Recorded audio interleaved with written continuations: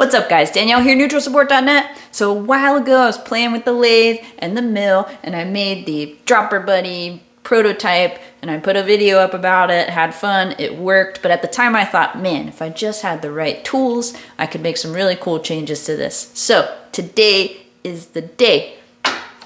Introducing Dropper Buddy production version.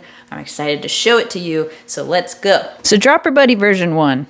Fabulous prototype proof of concept, a spot for the ferrule to slip in, and a shallow channel for the actual dropper grommet so that you could still get to the Allen bolt and tighten it while it was in the tool. I said to myself, this is kind of expensive, but once I have a 3D printer, I want to make a new version of this that has a little bit more detail and also would be cheaper to make. Then I got a 3D printer. So 3D printer gets here. I print a Benchy, I print a dog, then I print version 2 of the Dropper Buddy. Version 2 of the Dropper Buddy, about the same size as version 1 with 3 slots of different sizes, and it turned out okay. But in that process, I decided that I actually wanted the physical tool to be larger because I wanted to eliminate the possibility of you dropping this piece into the frame. So if you've ever done that, it's a total pain to get it back out. And if this physically can't go down a C-tube, it was already large enough, but it'd be nice to have just a little bit more real estate and also to be able to print on it a little bit better. So then I printed Dropper Buddy version 3, which was much larger physically than the other two. Nice, lots of coverage. Also had bigger channels for the grommet, so the correct size so that it actually fits, and it fit the ferrule nice and snug.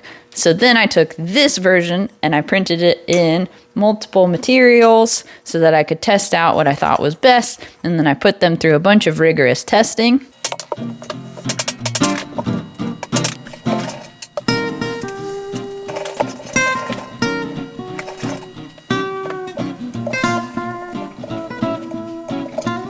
After that testing was done, we finally arrived to Dropper Buddy version 4. The production model. So 13, 17, and 19 millimeter channels. That gives you a few different choices for various things. I know for sure the 13 is like a KS11 Tegra. The 17 is like a modern command post, their new crazy gravel post. 19 is some of the oddballs. So let's take a piece of housing. We're going to put some ferrules on it. We're going to pretend we're installing it on dropper post. So when you put your ferrules on, you can try as much as you want to like actually press them down, but they get pretty tight. And what you'll end up with is as soon as you actuate the lever on a dropper post you've installed, these ferrules will settle. And they may not even settle all the way. So they might settle a little bit. You'll tighten the cable again. They'll settle again. So it ends up being a process. All right, so that mark is 10 millimeters from the end of this ferrule.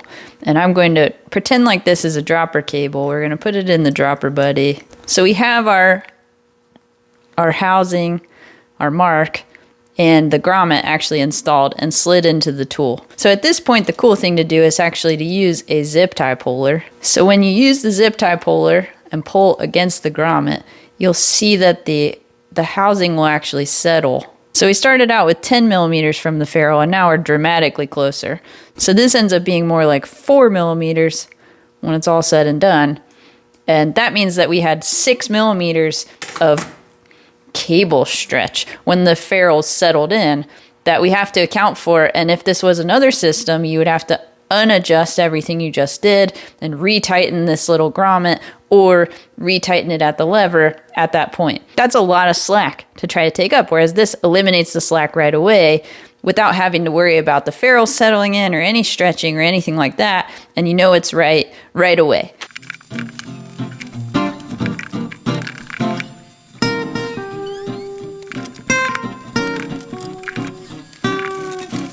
So as you can see, I haven't touched the adjuster or anything like that. So I have actuated this already, and there's no additional slack in the lever. So that's the deal. Like if you had actuated this in a traditional setting, it would have stretched the cable, settled the ferrules, and then you'd have to use the barrel adjuster.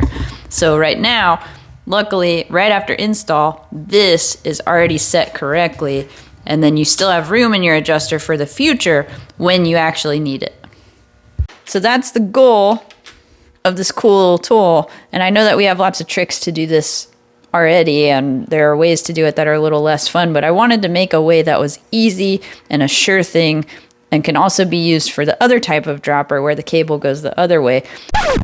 So by putting the cable in this way, or with the little grommet that they include where you fish the shift cable through, either or, you can actually put this on and actuate the dropper lever, and it'll actually make a solid block against which the housing can press, and that will compress the ferrules. If you do that with the dropper post, the first little bit of movement of the lever actually will pull down first.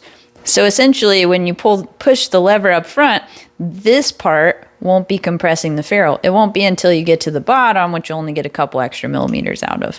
So that's the goal with using it on the type that doesn't need the little grommet also. So there you go. That's got to be the best I've ever seen. So it would seem. So there you have it, Dropper Buddy V4, the production version. It's cool, it's light, it works, it's purple. What could be better than that? If you want one, I did throw them up on the website just in case.